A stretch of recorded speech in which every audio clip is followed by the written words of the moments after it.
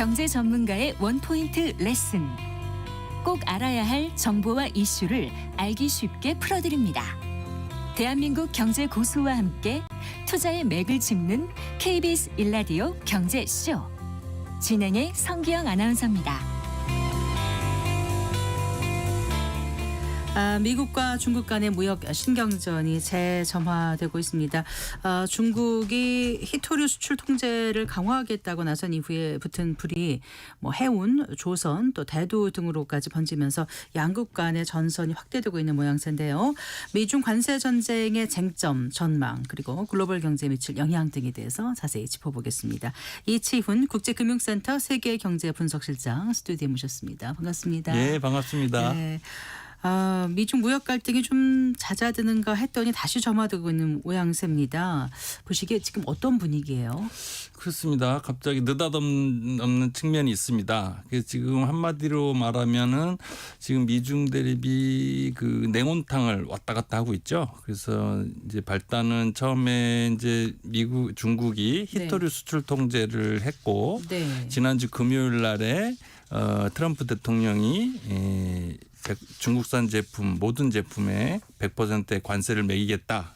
이렇게 말하고 나서 이제 미국의 테크 기업들 M7이라고 그러죠. 이 기업들의 주가가 시가총액이 한 1,000조 원 정도 증발해 버렸습니다. 그러면서 좀 있다가 그 다음 날에 이제 트럼프 대통령이 수습을 하면서 이제 중국과 미국은 잘 될 것이다 이렇게 하면서 시장이 좀 안정이 됐다가 또 이틀 지나서는 중국산 식용유 수입을 금지하겠다. 왜냐하면 그 미국산 대두를 가져가서 기름을 짜고 그 기름은 다시 미국으로 수출한다. 항공유로 많이 쓰이거든요. 근데 그렇게 하면서 냉온탕을 정말 왔다 갔다 하면서 이제 널리 알려진 얘기지만 타코라고 있죠. 타코. 트럼프 always chicken out. 그 치킨 아웃이라는 게 닭이 도망간다는 뜻을 이렇게 설명해서 겁먹고 뒤로 물러난다는 건데 이런 현상이 이번에도 또 재발하고 또 다시 또 이제 공포감을 주고 했는데 국제금융시장에서는 이 트럼프 타코를 이용한 트레이드가 굉장히 성행했어요. 그래서 이걸로 인해서 돈을 많이 벌었습니다. 그러니까 타코에서 이제 트럼프가 겁을 주면 시장이 급락하고 그때 사서 다시 오르면 팔고 하는 그 수익을 이제 그 창출하는 그런 타코 트레이드가 성행했는데 어떤 품목을 중심으로요? 그러니까 어떤 주식이든 주로 테크 기업이겠죠. M7 이런 그랬는데 이게 요즘에는 겁을 너무 빨리 먹어서 그 트레이드 할 시간이 없다라는 그 기사가 블룸버그에 나서 참 흥미있게 봤습니다. 이번에는 그런 상황이 됐습니다. 너무 빨리 움직여서. 그러니까 지금 타코라고 생각이 된다라면은 이번에 지금 재점화된 무역 분쟁 이 크게 걱정할 만한 건 아니라고 보시는 건가요? 어떻습니까?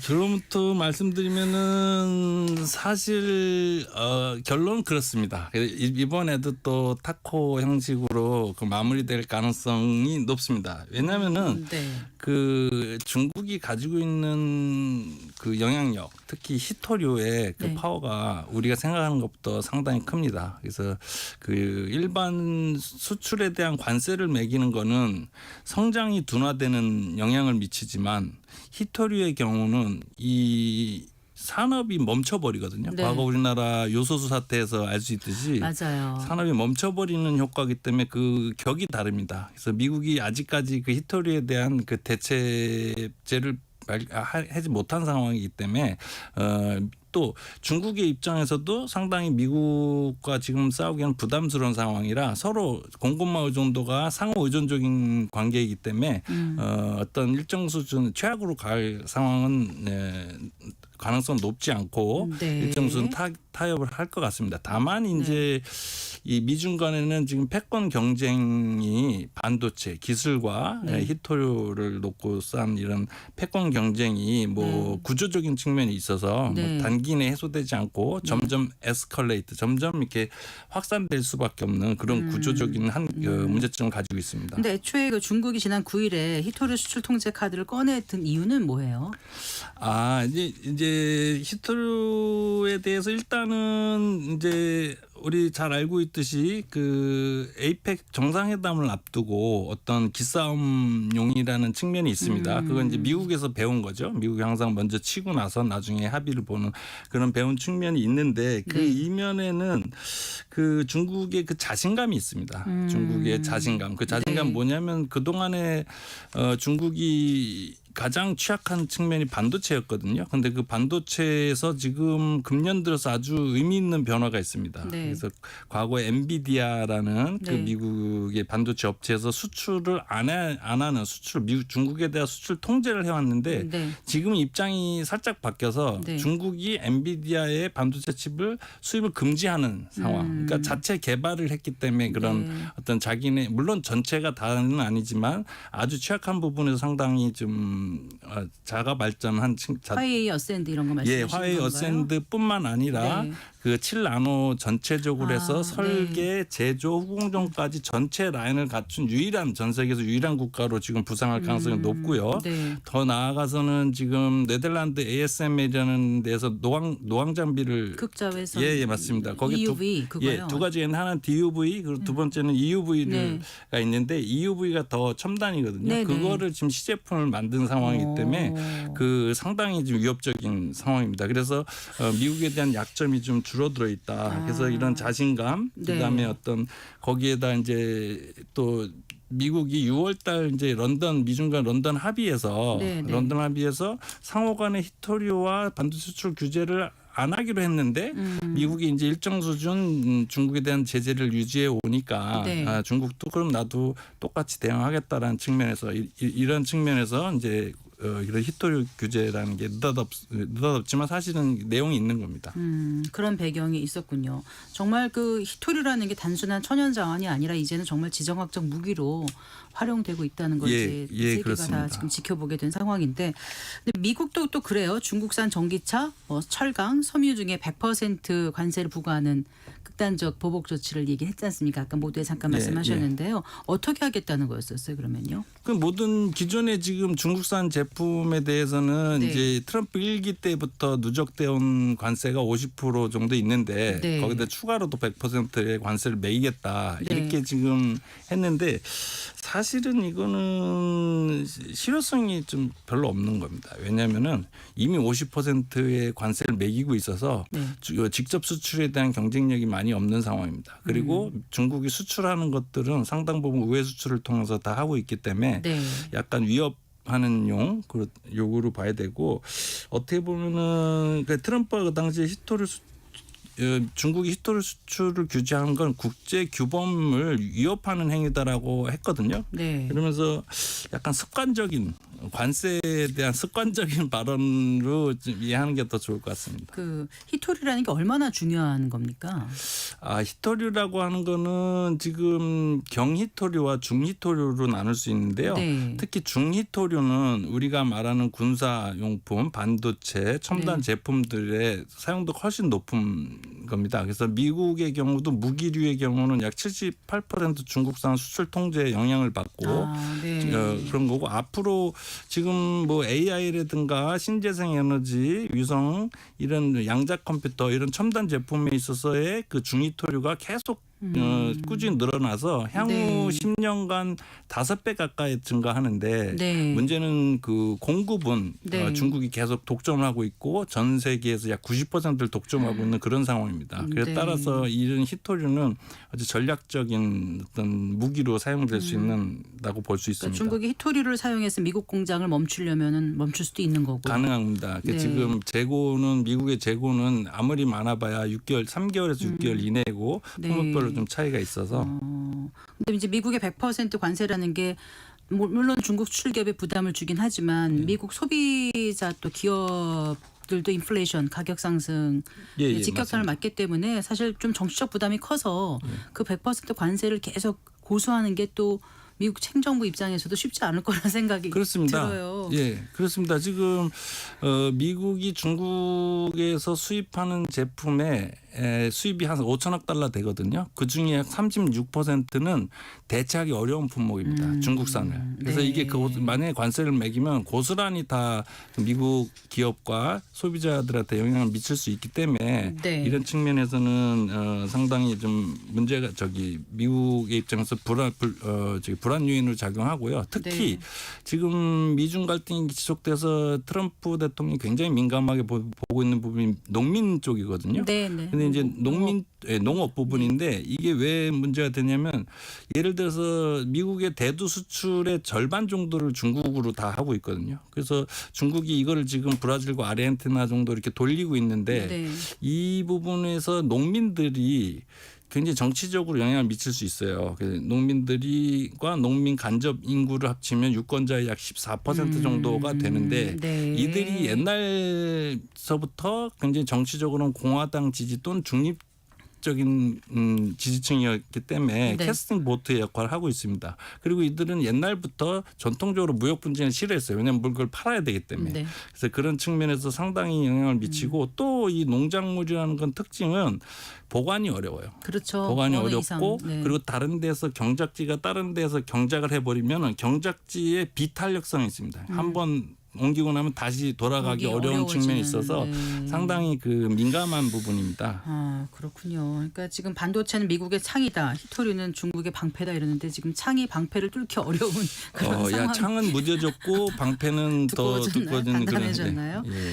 어쨌든 지금 에이펙에서 예정된 미중 회담을 앞두고 지금 서로 레버리지로 활용하는 게 아닌가 이런 얘기들을 하죠. 예, 맞습니다. 지금 그런 측면이 사실은 절반 이상이라고 봐야 됩니다. 네. 그래서 지금 정상회담을 앞두고 서로 기싸움을 하면서 서로 조금이라도 더 얻어내기 위한 전략을 취하고 있고 특히 트럼프는 아까 말씀드린 농업 부분에서의 지지율을 끌어올려야 되고 중국의 경우는 어떤 수출 관세 이런 부분에서 불이익을 없애서 경제가 중국 경제도 지금 사실 썩 좋지 않거든요. 그래서 지금 특히 부동산 시장이 안 좋고 내수 네. 시장이 부진한 상황이기 때문에 수출도 계속 뚫고 나가야 되는 그런 상황입니다. 그래서 특히 이 정치적인 측면에서는 중국은 대만 문제를 가지고 이번 에이펙 정상회담에서 조금이라도 네. 트럼프의 어떤 대만 독립을 지지하지 않는다라는 선언을 이끌어내고 싶어하는 측면이 있어서 서로 간에 이제 어떤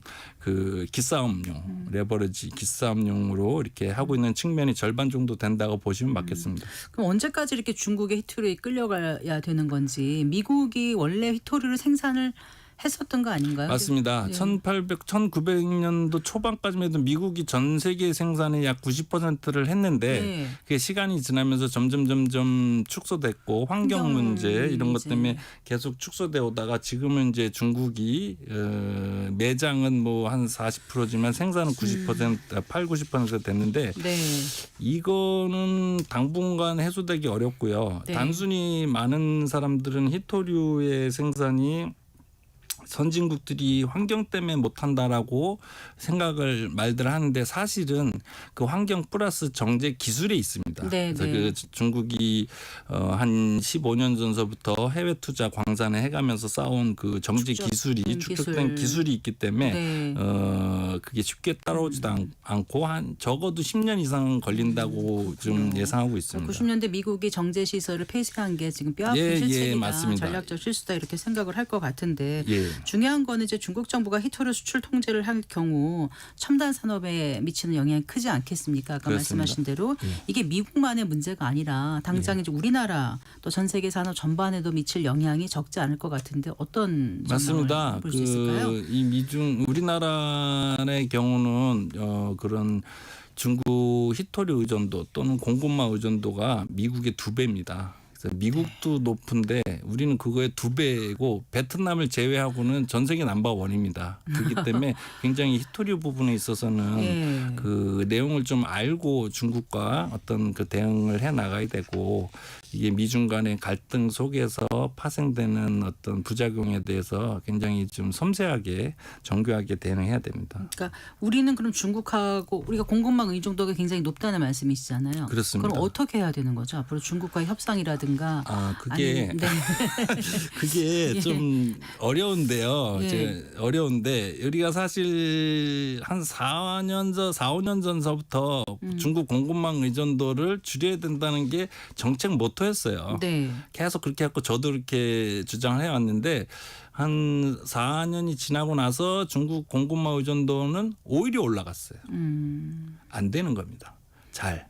그리고 그건 우리뿐만 아니라 미국도 그래요. 미국도 오바마 정부 때부터 공급망 의존도를 줄이려고 했는데 워낙 중국의 어떤 생산의 경쟁력이 너무 좋기 때문에 그게 지금 잘 안 돼 있습니다. 그래서 당연히 앞으로도 공급망 의존도를 줄이기 위해서 부단히 노력을 해야 할 것입니다. 그러나 이게 현실적으로 어려운 걸 인정하고 어떤 중국과의 관계에서 협력 시스템도 갖춰야 되는 그런 이 양면적인 노력을 같이 해야 될 것입니다.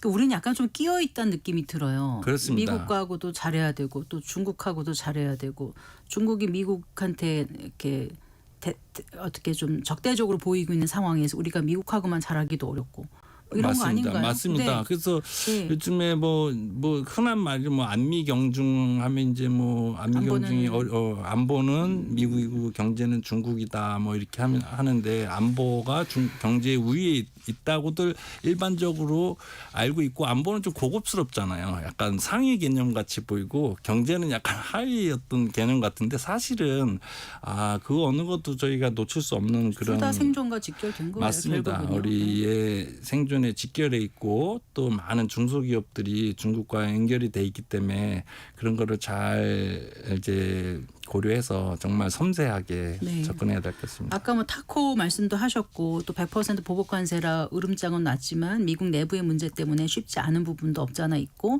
또 중국도 노림수가 있고 하니까 그 이번 달 말에 이제 그 경주에서 열리는 에이펙 미중 정상 회담 전에 뭔가 좀 그 미중 관세 전쟁에 대한 실마리가 조금 풀릴 수 있는 뭔가 있지 않을까라는 기대를 또 놓을 수는 없어요. 네, 중국이나 지금. 네. 미국 모두 특히 중국의 경우는 정상회담을 한다는 그 자체는 네. 일정 수준의 합의가 있음을 의미합니다. 그래서 그 일정 수준의 그 합의가 볼 것 같은데 다만 지금 관세의 경우는 중국이 인도도 그렇지만 인도와 함께 중국이 유일하게 미국의 관세에 대해서 1대1 맞대응을 하고 있는 그 미국 입장에서 보면 적대국 아닙니까? 그런데 그런 국가에 대해서 네. 지금 먼저 관세를 인하해 준다면 동맹국이나 다른 나라의 관세 협상이 마무리되지 않은 상태에서 중국에 먼저 그거를 해준다면 동맹국도 거의 대미 투자도 하고 뭐 하고 이러면은 네. 뭔가 형평성이 안 맞잖아요. 네, 그래서 네. 일단 가장 현실이 높은 거는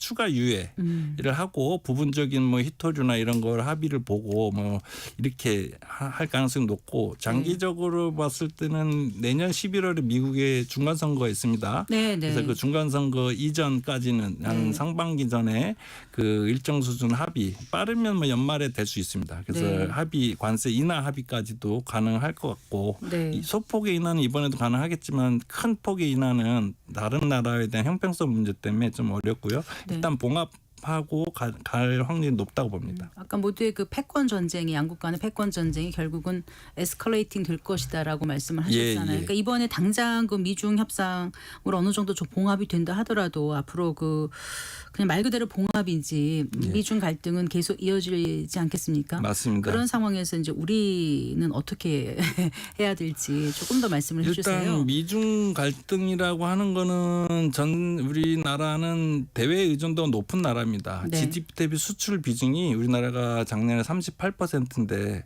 중국은 수출 많이 하는 나라 같지만 수출 GDP 대비 비중이 18%밖에 안 돼요. 절반밖에 안 되는 나라예요. 미국도 뭐 수출을 그렇게 많이 하는 나라가 아닙니다. 내수를 끌고 가는 나라인데 이 미중 갈등이라는 거는 전반적으로 글로벌 경제 심리를 위축시키고 대외 수요를 위축시키면서 글로벌 성장률을 1%포인트까지 하락시킬 수 있습니다. 근데 우리나라는 이런 대외 의존도 높기 때문에 거기에 대한 받는 그 타격이 더 클 수밖에 없죠. 그래서 저희는 그런 어떤 경제 하방 압력에 적극 대응해야 될 것이고요. 다른 한편에서는 또 이런 또 위험한 게 우리는 미국과 중국이 싸우고 있는 핵심적인 두 가지 반도체와 히토류 두 개 다 엮여 있는 나라입니다. 그러니까요. 네, 반도체는 중국에다 수출이 절반을 하고 있고요. 네. 히토류는 히토류는 중국한테 거의- 절대적으로 의존하고 있고요. 네. 이래서 경제 안보 측면에서는 뭐 빼도 박도 못하는 그런 상황이고 만약에 중국으로 반도체 수출을 못한다. 이래서 우리 안 하면 그만이지 이렇게 말하는 아이고. 분들이 있는데 그럼 우리 무역수지 흑자가 네. 우리 전체는 다 적자인데 반도체를 흑자를 낸 나라고 네. 그거의 절반 이상이 대중국 수출입니다. 그럼 결과적으로 무역 수지에 절대적인 영향을 미치고 경상수지 여러 나라에 미칠 수 있기 때문에 굉장히 우리는 미중 대립에 민감할 수밖에 없고 네. 거기서 뭐 원론 중이지만 자꾸 섬세하게 대응을 해야 된다. 그리고 또 다만 이 미중 대립이라는 게 우리나라한테 무조건 안 좋은 건 아니고 어떤 중국에 대한 견제 또는 우리의 미국 시장에 대한 진출. 예를 들어서 한화 같은 경우는 뭐 요즘 창사 이래 최고의 수출을 하고 있어요. 그거는 미국에서 국방 수권법이라는 거를 통해서 중국 제품을 쓰지 않고 있습니다. 그래서 우리나라 제품이 많이 수출되는 어떤 풍선 효과가 있어서 그런 기회 요인도 일부 있으니 네. 또 이제 적극 좀 활용해야 되고 더 중요한 건 이제 중국의 기술이 계속 올라오고 있는데 기술력이 만약에 우리가 안 된다면 네. 여러 전략이 무력화될 것입니다. 네. 그래서 기술력에 대한 그 국가 역량을 집중해야 된다. 그렇게 생각하고 있습니다. 알겠습니다. 예. 말씀 잘 들었습니다. 고맙습니다. 예, 감사합니다. 네, 이치훈 국제금융센터 세계경제분석실장과 얘기 나눠봤습니다.